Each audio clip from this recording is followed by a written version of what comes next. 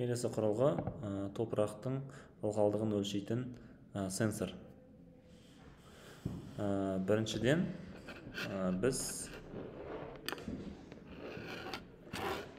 топырақтың ылғалдығын өлшейтін құрылғының екі бөлігін бір-біріне қосамыз. Бұлай. Қосқаннан кейін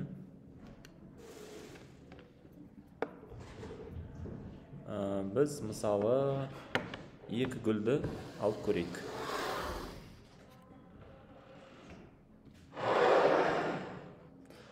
Қазір біз датчиктің деректеріне кіреміз. Құрылғының таңдаймыз. Бізде қазір құрылғы номер бойынша тексердік, қосылып тұр. Бұл жақта біз саз дегенді таңдаймыз. Және де графикқа басамыз. Енді бастауға басайық. Бірінші мынау жасыл горшоқтағы гүлдің топырағын ылғалдығын өлшеп көрейік.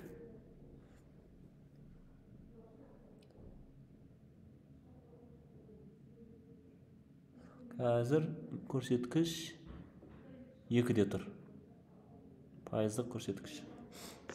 Енді құрылғының қызыл жағын екінші ақ горшоқтағы гүлдің топырағына енгіздік. Енді салыстырайық. Байқасаңыздар, бұл жақта топырақтың ылғалдығы 2-де 3-ке келіп тұр. Демек, екінші топырақтың ылғалдығы 0,3%-ға көбірек болып тұр. Енді үшінші топырақтың ылғалдығын өлшеп көрейік.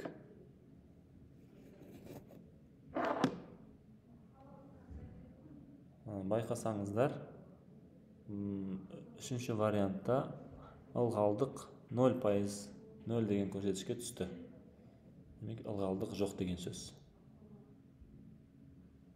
Өстіп, кез келген топыраққа біздің құрылғының қызыл жағын саламыз. Және де көрсеткіш осы графикте көрінеді.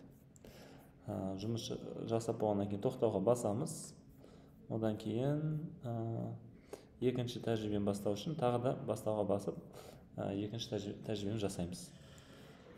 Керек болса, екі тәжірибені салыстыру үшін екеуін де қосып қоямыз. Жұмысымыз біткеннен кейін тоқтау батырмасын басамыз, және біздің жұмысымыз сақталды. Бұл жақта мәліметтерді экспорттауға болады, және де сақтау батырмасын басып, керек жерге, керек папкаға атын өзгертіп сақтап қойсақ болады.